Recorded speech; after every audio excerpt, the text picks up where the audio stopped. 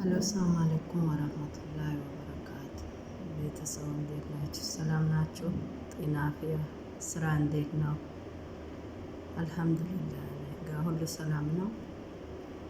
እኔ አሁን የምለው ነገር ማለት ነው የቡታጅራው ዩቱበሮች ጠግበው ነው፣ ህግ የለም ነው። ወላሂ በጣም ነው የሚያስገርመው ድብድባቸው ልበል። አንዷ ለአንዷ የአንዱን ባለ አንዷ መቀማቷ ልበል። እኔ ጥጋብም እንደሆነ ራብም እንደሆነ ግራ ገብቶኛል።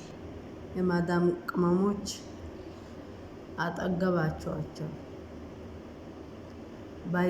ባይጠግቡ እኮ እንደዚህ አይሆንም። እንደው ፖለቲካ ጀመርሽ ወይ አትበሉኝ። ላይስተር ወላሂ ግራ ገብቶኛል። ምንድን ነው ህግ የለም ወይ? ህግ ባለበት እንደዛ የሰውን ልጅ መምታት፣ በሮቶ ውሃ አስቀምጠው የሰውን ልጅ በዛ መጨመቅ ማለት ምን ማለት ነው? የሰውን ባል አንዱ ለአንዱ መቀማት ምን ማለት ነው? ወላሂ ግራ ያጋባል። እኔ ጥጋብም ይሁን ራብም ይሁን አልገባኝም። ለምንድን ነው ግን እርስ በርሳቸው ይህን አክል በቀልና ይህን አክል በደል ለምንድን ነው የፈለጉት? እያየሁ ነው። ለምን እንደሆነ ግራ ገብቶኛል።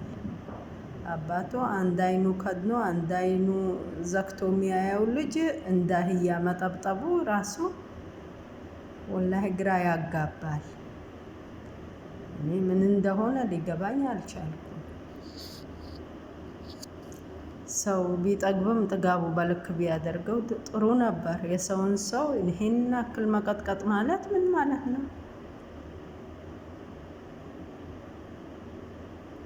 እኔ እንጃ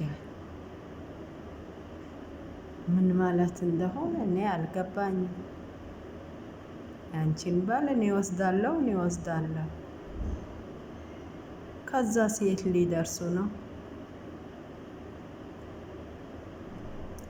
ሩታም ብትለቅላት ችግር የለውም። ልቀቅልኝ ካለቻት ሩታም ይሄን አክል ባትታገላት ጥሩ ነው ይመስለኛል።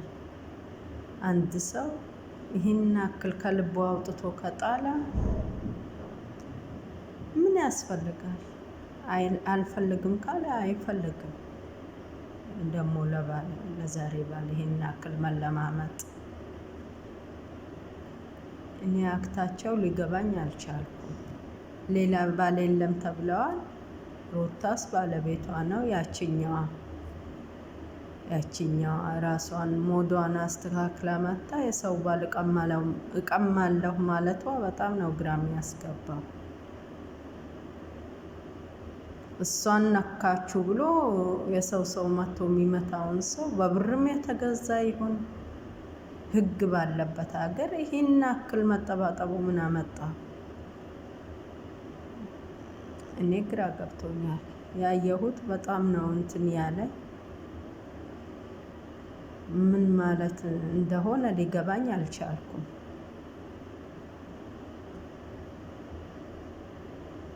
ትንሹም ትልቁም መማታት ነው። ትንሹም ትልቁም መማታት ነው። ምን ማለት ነው? የብሩ ጥጋብ ነው እንዴ?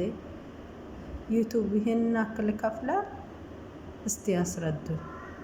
የሚከፍል ነገር ከሆነ ይሄን አክል ጥጋብ የሚያስደርግ ያክል የሚከፍል ከሆነ እስቲ ንገሩኝ። ሁሉም ሰው መጠገብ አለበት። ትዕግስትና ልኩን የሚያሳጣው ልክ የሚሰጥ ነገር ከሆነ ለእኔም ንገሩኝ፣ ችግር የለም።